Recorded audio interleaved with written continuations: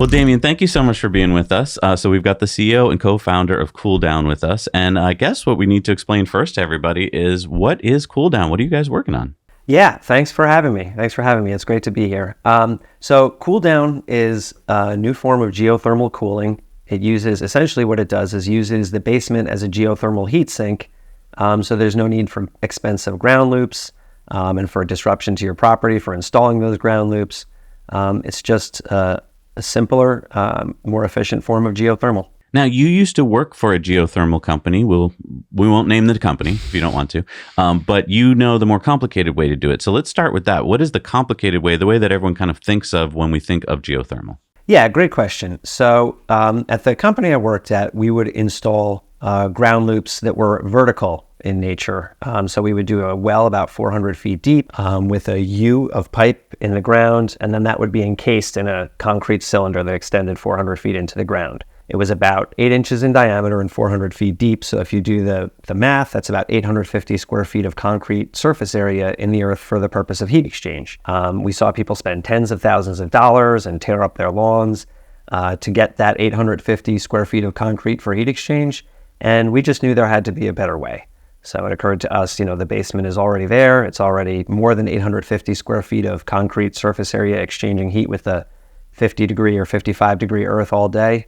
And we decided to take advantage of that and use that for homeowners. I mean, we can speak to that directly. We were going to do geothermal the traditional way. And for a year, we were working with a company to try and figure all that out, because you're right. You got to fit those drilling rigs next to your house somewhere. You got to find out where to drill that won't hit pipes and existing electrical lines. Mm-hmm. And you got to get enough pipe to make the calculations work. And your property has to be just right, so that way the drilling rigs can make it down slopes and up places and go past trees. And so there's a lot of disruption that could happen to your property if you wanted to, right, go the normal geothermal route. So talk to me about this surface area problem. So, when you were just saying you needed, what was it, 850? Yeah, 850 square feet of surface area. So if you take the 8-inch diameter times the 400 feet with the pi times diameter to get that circumference times that height for the surface area of that cylinder. What's so magical about surface area? Why isn't it volume, or why isn't it,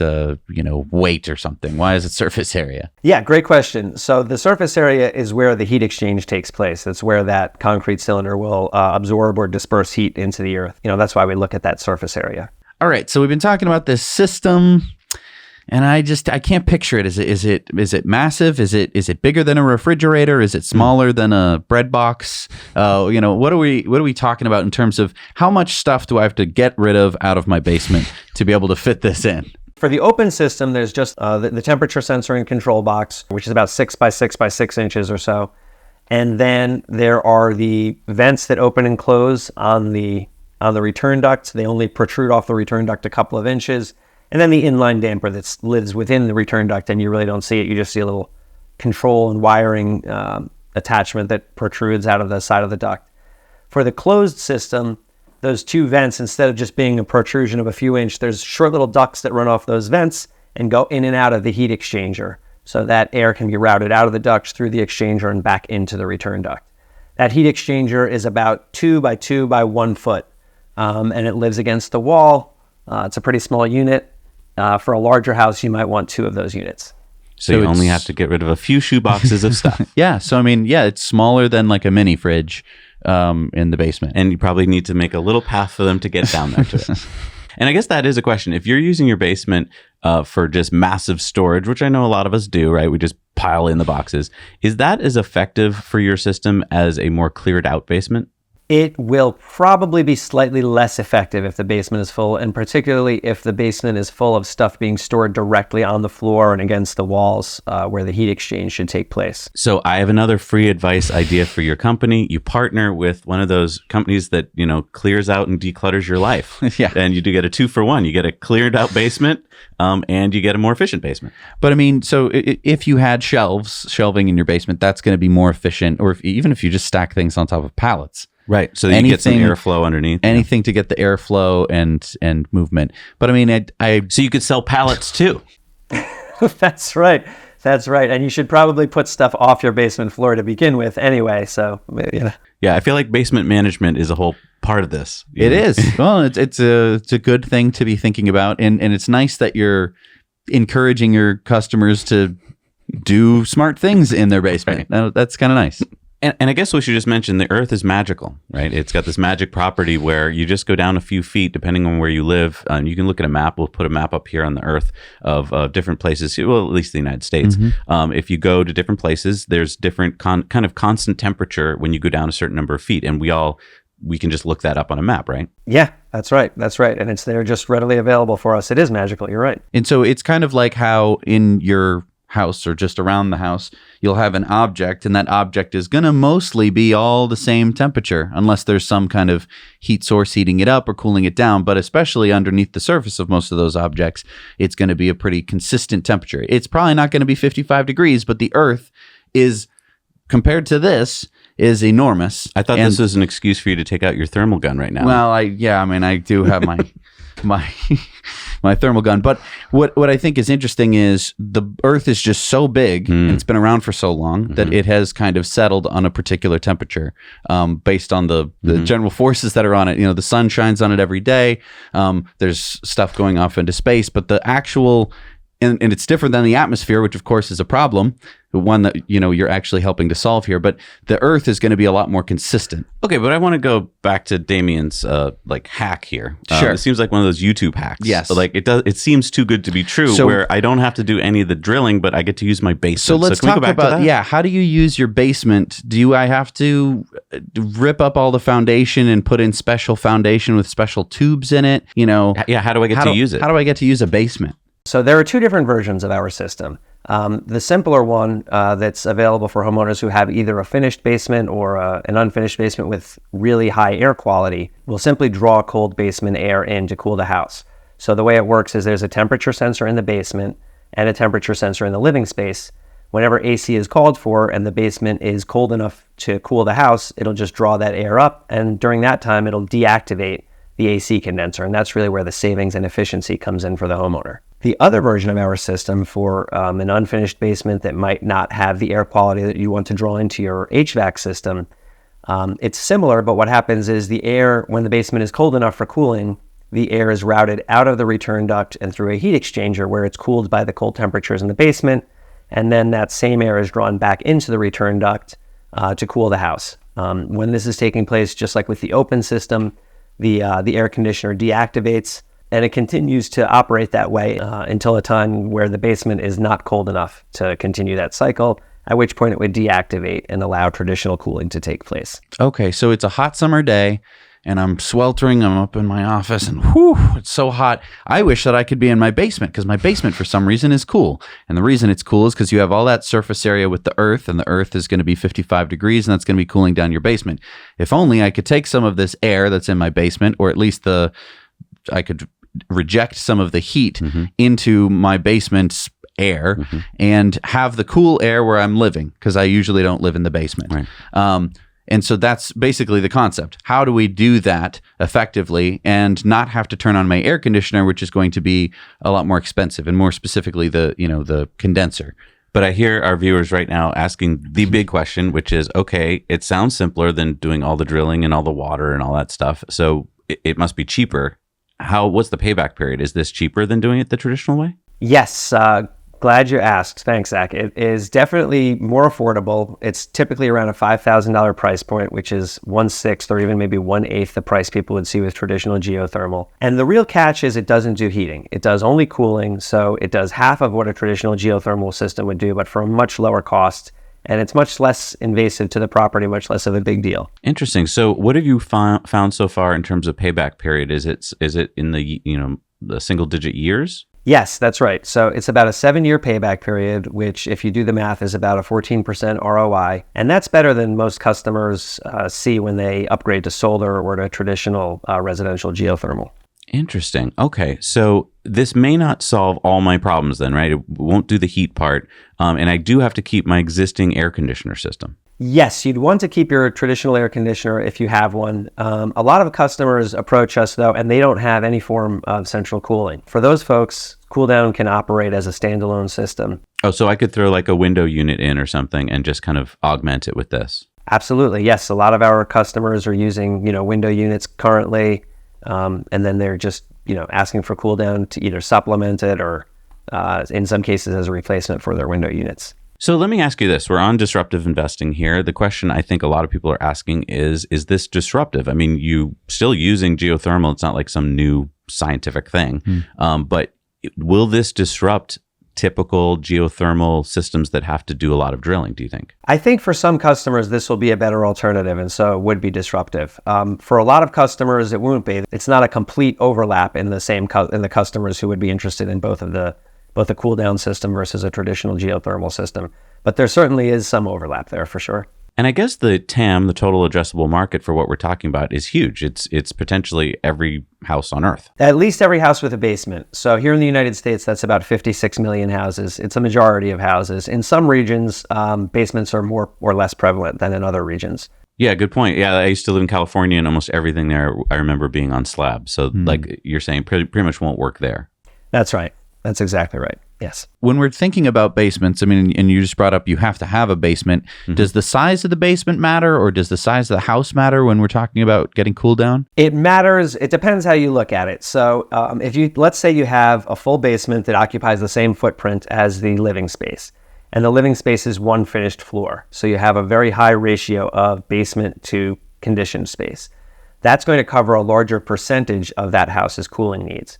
Let's say you took the same house, but it was 2 stories. Cooldown would cover a lower percentage of their cooling needs, but probably a higher dollar figure in terms of, or kilowatt figure in terms of the energy that's consumed. So that's basically how the relationship between the effectiveness and the size of the basement and the size of the living space works. And that kind of makes sense, because I mean, if you could imagine if you have basement the same size as your living space, you just kind of flip the air and now it's 50-degree air in your living space. But if you have a much bigger living space, it's a big castle, and you still have the same size basement, spreading all that air isn't going to cool it down like quite the same amount.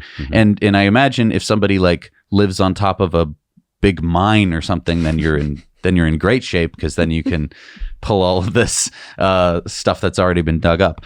So I guess my question is, I mean, I get that this works by taking some of the air from my basement and, using that to either cool down my return or just taking it from a high quality air quality basement. So what does that actually do? You said that basically that shuts off the AC for that time period. Does the AC stay off the whole time? Yes, great question. So you had mentioned before, mixing the air and bringing up a certain volume of air into the conditioned space. That'll only get you so far. What really makes cooldown work is the geothermal property of the basement slab. So not only does that cold air come up and warm air comes down to replace it, but more importantly, that warmth is dispersed into the earth continuously.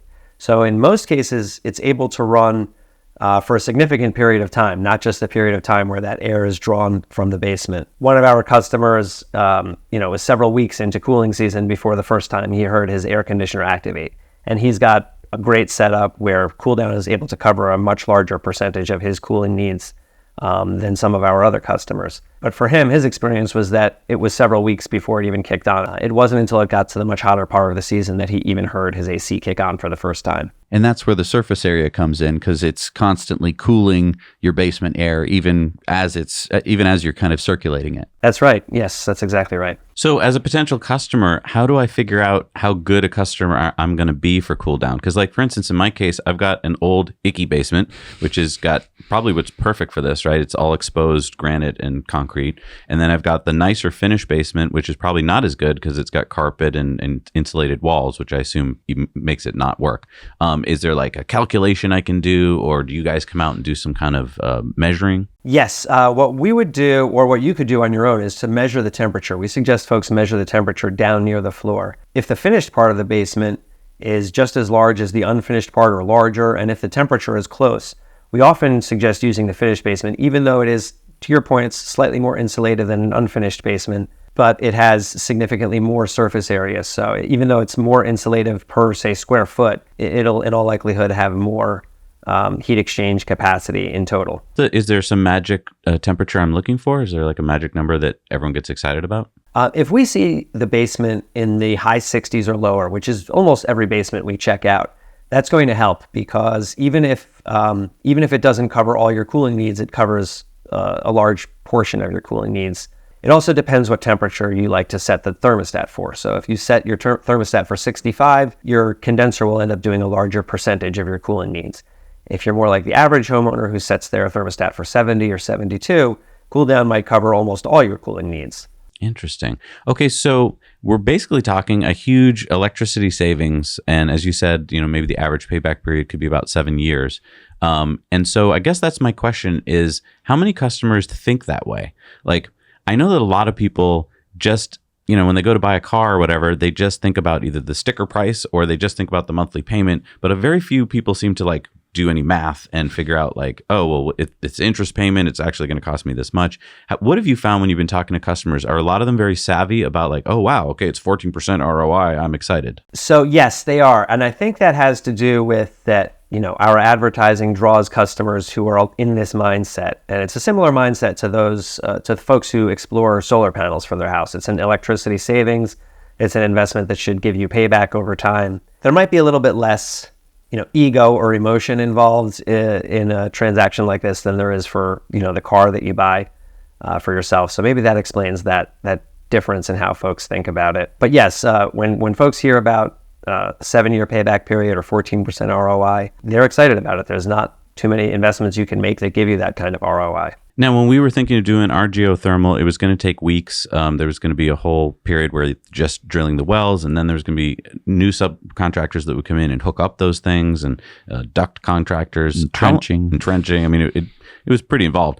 How long does it take to install your system, and what kind of disruption to the house is there? Yes, great question. So the customer experience is really akin to switching ISPs or cable companies.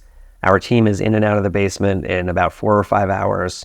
And there's nothing that you see around your house. It all just lives in the basement. Maybe an extra little vent somewhere in your basement, but otherwise, not much visible equipment and not much of a time commitment.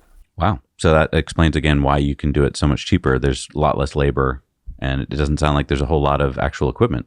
That's exactly right. Yes, the simplicity of our system is something that it really contributes to its value and its value proposition for our customers. But what keeps me as a savvy viewer right now from going downstairs in my basement with a pair of tin snips and cutting a hole in my supply plenum and just doing this cheap hack, which would be to just let cool air from my basement into my supply plenum, and I didn't pay a penny? Some folks out there do something like that. The real advantage of Cooldown is it's just a little smarter than that. So it'll measure that temperature differential and activate when it's appropriate and deactivate when it's appropriate.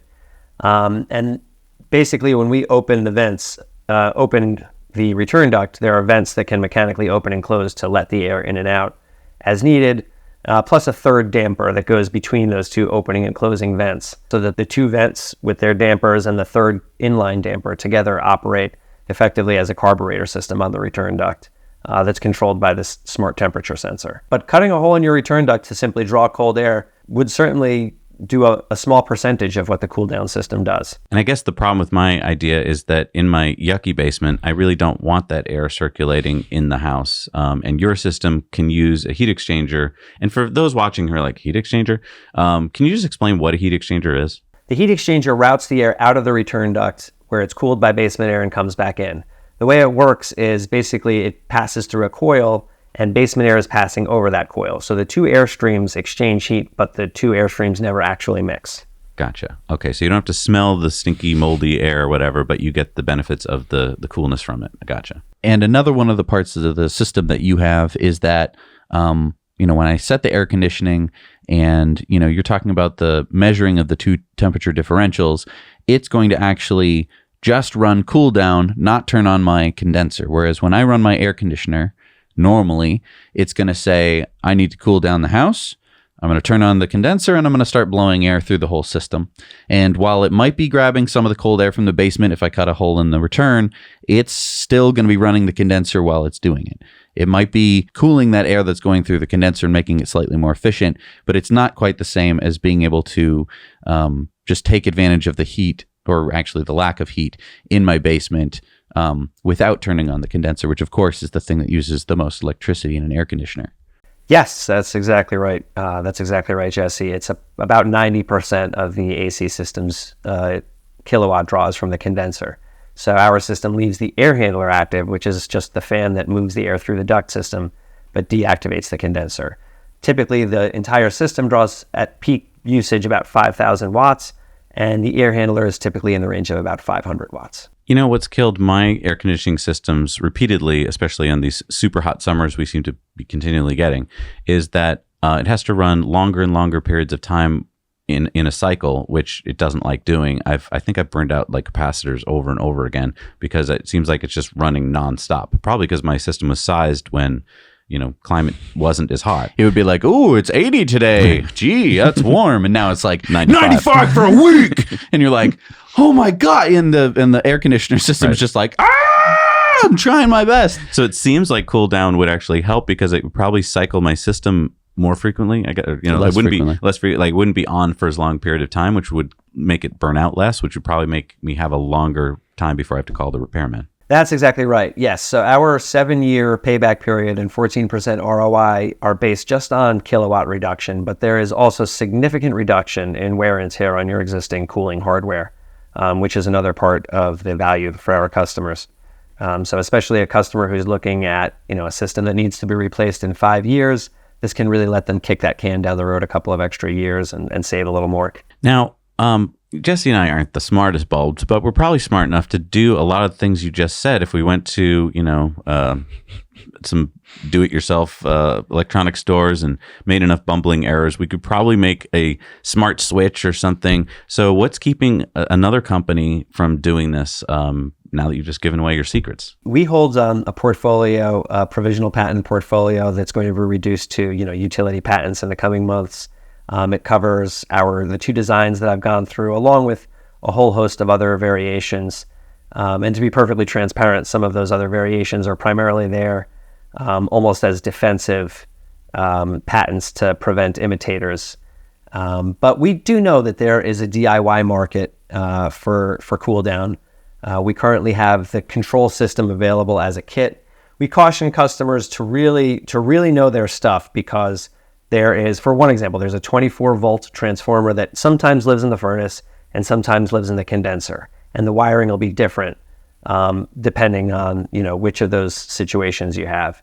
One of the challenges for a DIYer, if they tried to do it without our control system, is to call for the AC condenser to deactivate when Cooldown is active, which is really where the savings comes from. So those are the things I would caution a DIYer, but we know that there are folks out there who know how to do it. We have the control system as a kit available, the dampers that we use, and whether the vent dampers and the inline dampers, they're all available as off-the-shelf components, as is the heat exchanger. And we also know that there will be a time, we're in talks with some of the manufacturers of HVAC equipment that are out there, some recognized names that we're not in a position to talk about right now because we're in talks with them. But when they make a kit available, what we're discussing now is a combined unit that houses the vents and the dampers, along with the inline damper and the control system, all built into one unit.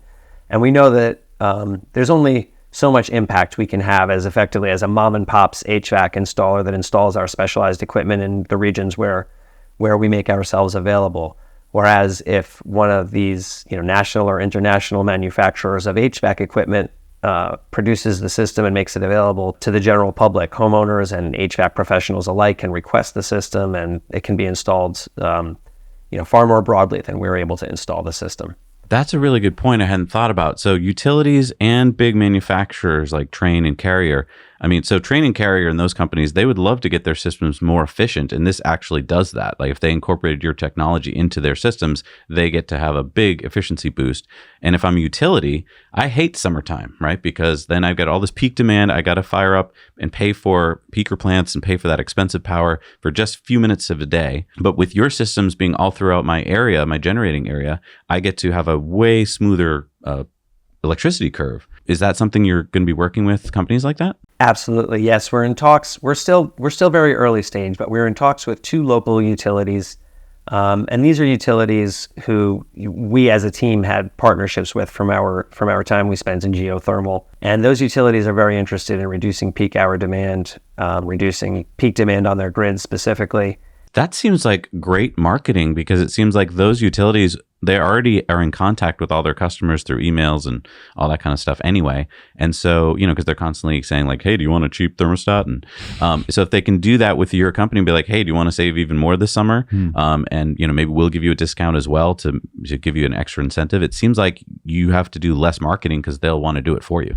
Absolutely. And the importance of that really can't be overstated, especially with a novel technology, third-party validation from a recognized corporate name around the household certainly helps with our customers if they're on the fence, about deciding whether to upgrade to Cooldown. So I'm really interested in how you figured all this out, how you started this company. Can you give us a little background on how you got into this in the first place? 3 of the 4 of us who are working at Cooldown right now were at what's now the largest residential installer of geothermal.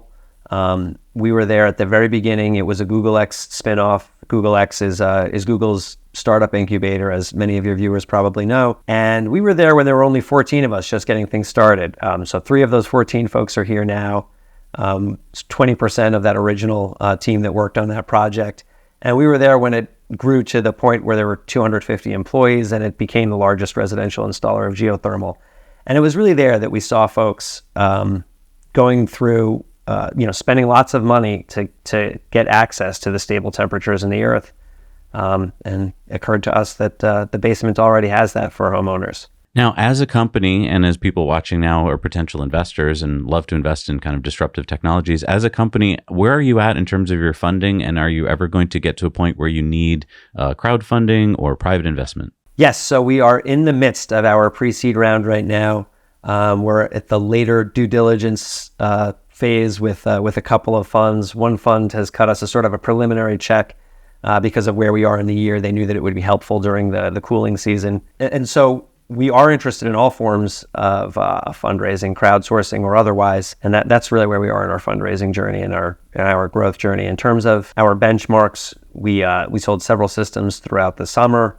And installed several systems throughout the summer. Of course, as I've mentioned, before, most of our customers are very happy with how the system is performing. So if people watching are interested, can they reach out to your company to see about potentially investing? Yes, of course. We're at getcooldown.com. And then for customers, people who might potentially want to get this in their house, is there a certain area that you guys are operating in now? Yes. So as of today, we're in North Jersey, Western Massachusetts. We're throughout the Hudson Valley and Capital Region in New York. We cover, I think, 1 county of Vermont, maybe just Bennington County, Vermont, and Fairfield and Litchfield counties, Connecticut. What's going to keep you from getting into, I don't know, there's probably tons of other states where this works really well. I would think a lot of the Midwest, like the upper Midwest, would work really well too. Yes, we know there are several other regions where we'd like to be present and active. And you're exactly right. It's a matter of bringing in employees, training them, establishing a marketing presence in those territories and a sales presence in those territories. Or actually now we're able to virtually sell our system to most of our customers just through a video call, a Zoom call, just like we're on now. And for us, really, scaling is something that is going to be a lot easier for us with Cooldown than what we saw in the traditional geothermal industry. The traditional geothermal industry requires highly trained professionals for drilling, highly specialized drilling equipment.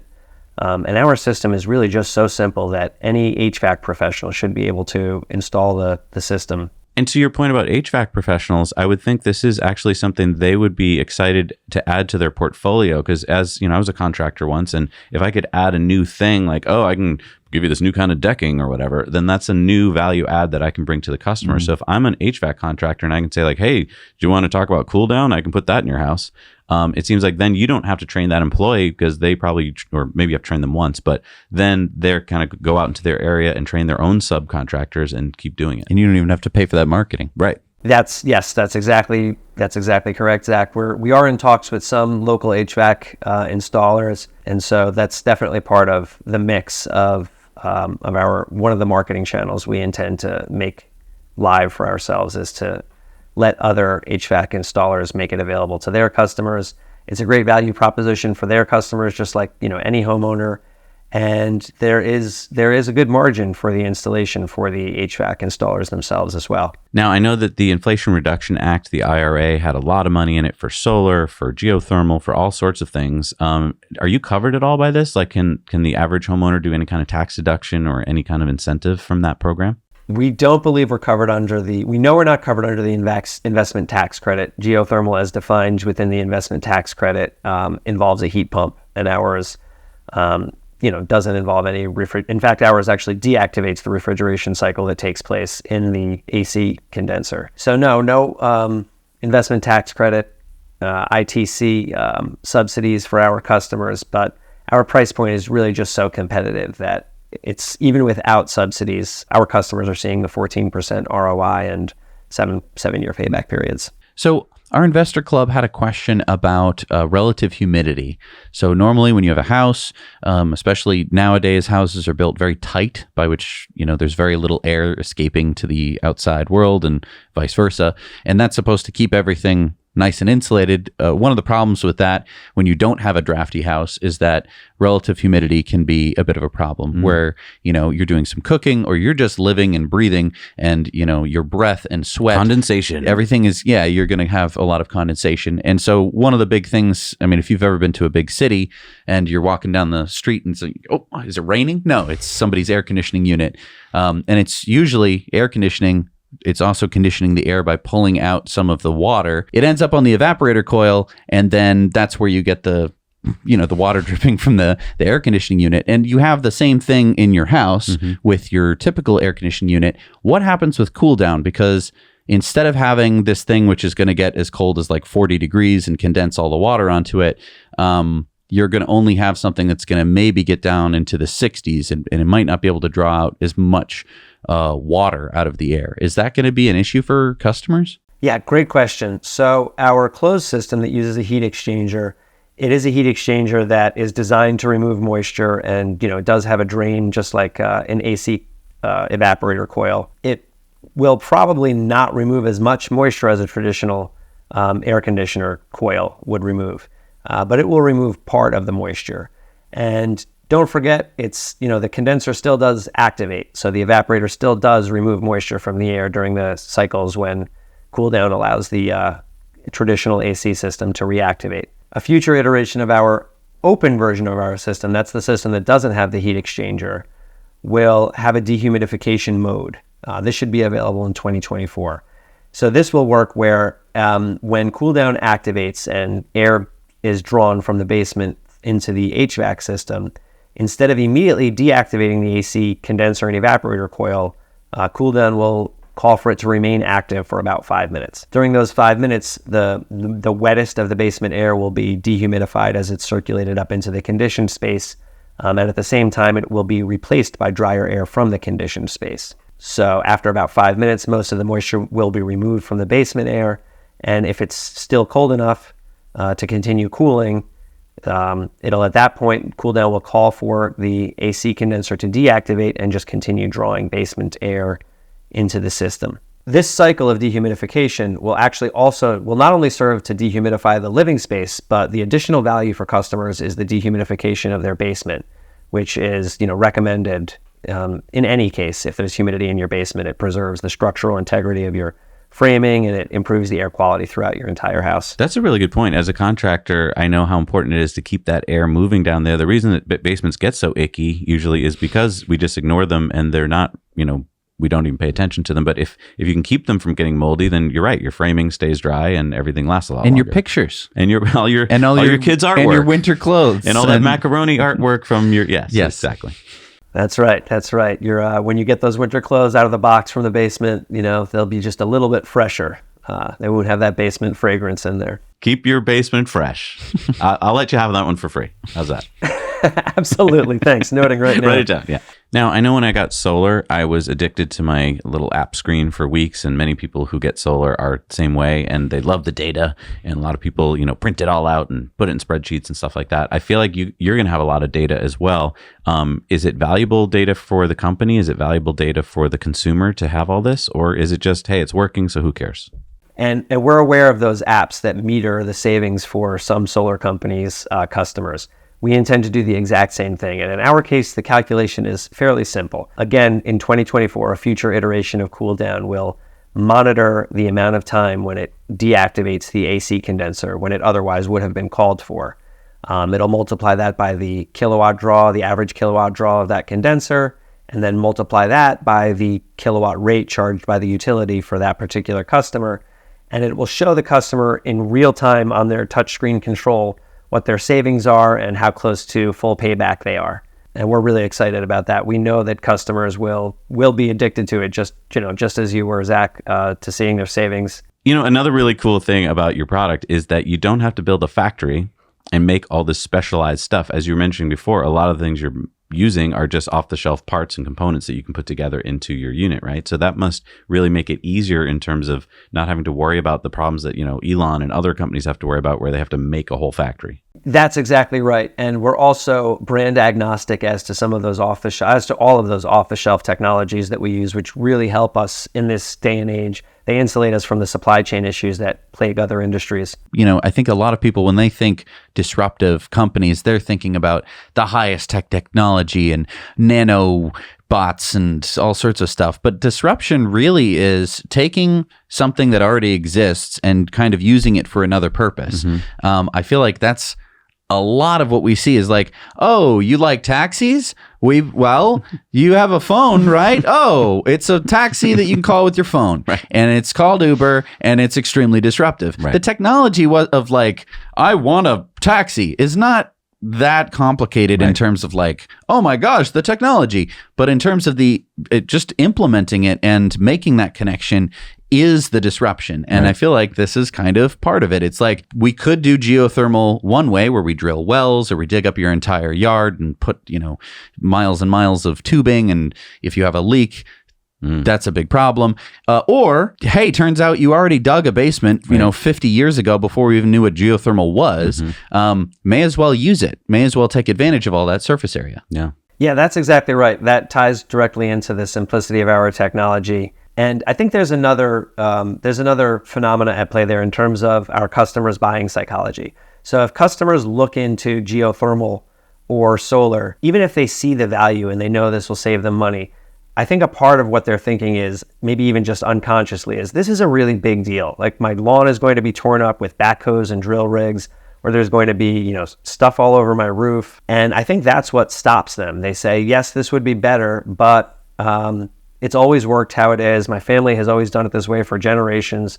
And this looks like just a big deal. Maybe something unconsciously tells them just that there are risks with being different than what the traditional system has. Maybe it's tied into evolutionary biology. But for whatever reason, the fact that our system is just so simple. And that it's in the basement. Well, you don't have to see it. It's working, but you don't have to, you're not going to take down all your dinner guests and be like, and look, it's working. Whereas, as soon as the dinner guests arrive, they're going to see the solar panels on the roof. Or for 3 months, your lawn is going to be trying to come back from being run over by, tons and tons of equipment. But I feel like you have the opposite problem, whereas your idea is so simple that a lot of people might go, well, it can't possibly work because it's so simple. Like it's so like you don't have to do much, so how could it work? And the other problem is no one's going to bring down their dinner guests to the basement and go, look. And so they won't know what is going on. They'll just be like, oh yeah, he keeps his house cool like the rest of us. But I don't know the savings. Right. It's an interesting, double-edged sword there. Right. Absolutely. Those are the cons. We hope that the metered savings is something that gets customers talking. Right now, the only thing that's in their conditioned space is their existing thermostat, but they will have the option starting in 2024 to have their touchscreen in their conditioned space, and that may draw some guests' attention to it. But we do think that people will talk about their metered savings for sure. I feel like on your website, if your customers would allow it, to have a map or something that shows that, like, the Smith household had saved, this much this summer with Cooldown, because then it really does seem like it needs word of mouth or testimonial, a lot like solar did, right? When solar came out, a lot of people were like, it can't possibly be free energy from the sun. That's not, can't work. And then, Ralph down the street got it and started talking about it. And everyone's like, wow, I think I want to do what Ralph did. And I feel like here's the same way, except that no one can see your system, as Jesse just pointed out. And so it's harder for them to go like, I want to do what Ralph did because I don't even know what Ralph did. That's right. We know that an install map and making some savings data public are all going to be factors that help to overcome those particular challenges. Going back to the data question that we discussed before, not only will the data that we gather be useful to show customers how much they're saving, but that data may have other value that we're not even aware of at this time. I think that we'll be uniquely positioned to measure, heat loss and some energy consumption trends that take place in people's homes. We'll have data that simply is not available or was not available before we began gathering that particular data. So if people watching are interested and they're in the area, we'll put up a map now to show where you have to be. Where should they go to find out more and to see if it's the right system for them? Yeah, absolutely. They should check us out at getcooldown.com. And while they're there on our website, they can book a time to speak with us about whether Cooldown is a fit for their house. Damien, thank you so much for your time today. I think we should check back in a year or two and see, how you guys are doing and get some more feedback from customers and some data, because I think this is really exciting. The fact that you figured out this hack and are able to bring geothermal to more people is wonderful. Well, yeah, thanks for having me. And thanks for those kind words about the technology. And we'd love to come back whenever you'll have us. Great speaking with you guys. Awesome. Thanks so much.